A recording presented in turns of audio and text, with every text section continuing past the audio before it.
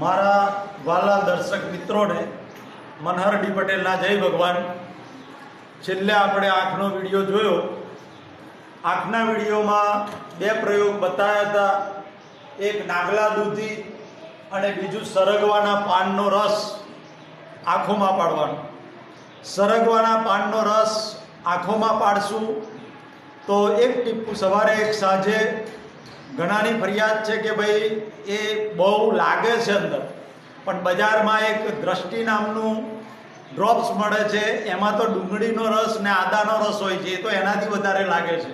આ એન્ટીઓક્સિડન્ટ છે, એટલા માટે શરૂઆતમાં થોડા દિવસ બળતરા થશે આંખોમાં, પણ અંદરનો બધો કચરો બહાર નીકળી જશે, એટલે ગભરાતા નહીં। આની કોઈ સાઈડ ઇફેક્ટ નથી।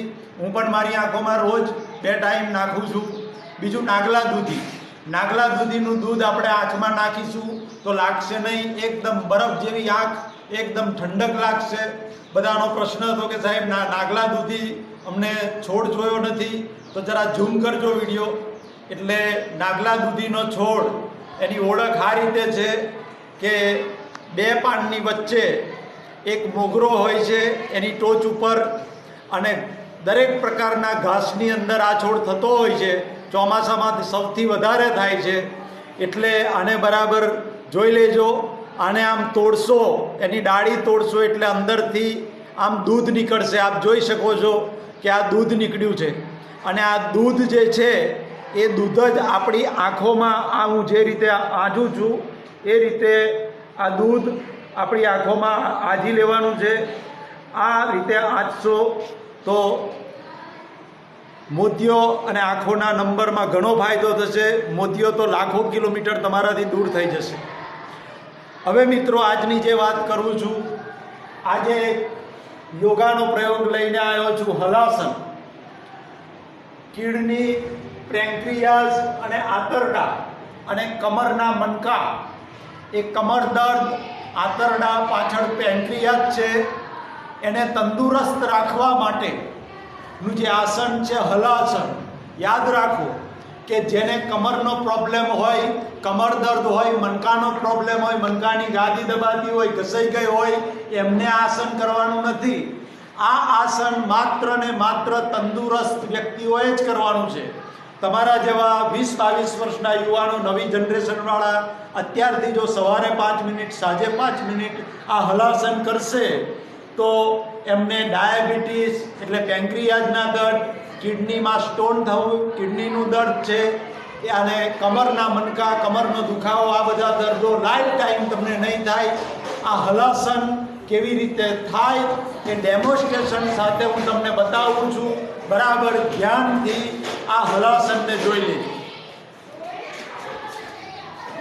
આ રીતે છતાં સૂઈ જવાનું છે, અને શ્વાસ ભરી અને બંને પગ ઊંચા કરવાના છે। પછી શ્વાસ છોડતા છોડતા બંને પગ પાછળ લઈ જઈ અને જમીનને અડાડવાના છે। હળ જેવો આકાર થશે, જેનાથી પેટના આંતરડા, કિડની, પેન્ક્રિયાસ મજબૂત થાય છે, એની એફિશિયન્સી વધી જાય છે।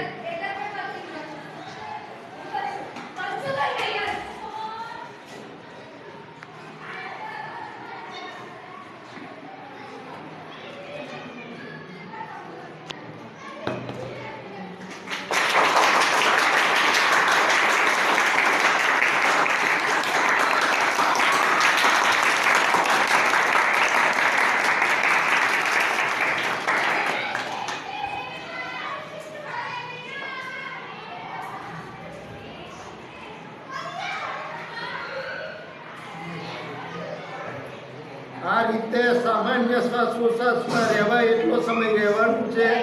શરીર સાથે બળજબરી કરવાની નથી। મારી જેમ જમીન ઉપર પગ ના અડે તો જ્યાં સુધી જવાય ત્યાં સુધી જવાનું છે। ધીમે ધીમે શ્વાસ છોડતા છોડતા આસન છોડવાનું છે।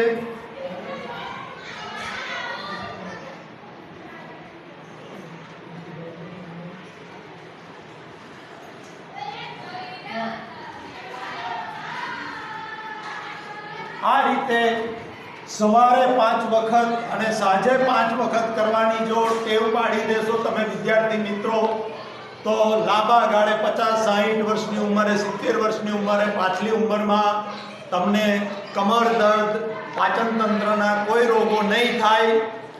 મારો તો 1987ની સાલનો અભ્યાસ છે એટલે હું આસન કરી શકું છું. મારી સિંગલ બોડી છે, પણ મારું જોઈ અને જો શરીર સાથે બળજબરી કરશો તો એનું અવળું પરિણામ આવશે. તમને સહેજ પણ પેઇન થાય, આ આસન કરતાં સહેજ પણ દુખાવો થાય એટલે આસન છોડી દેવાનું.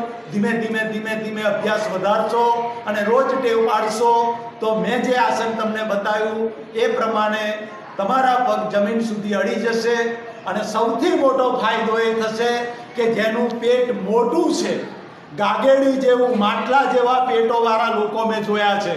માટલા જેવા પેટો છે એને મારા જેવું છાતીને સમાંતર પેટ થઈ જશે જો આ આસનની ટેવ પાડી દેશે તો. મને વિશ્વાસ છે મિત્રો કે આવતીકાલથી મારા બધા વિદ્યાર્થીઓ આ આસન ચાલુ કરી દેશે. જય ભારત, જય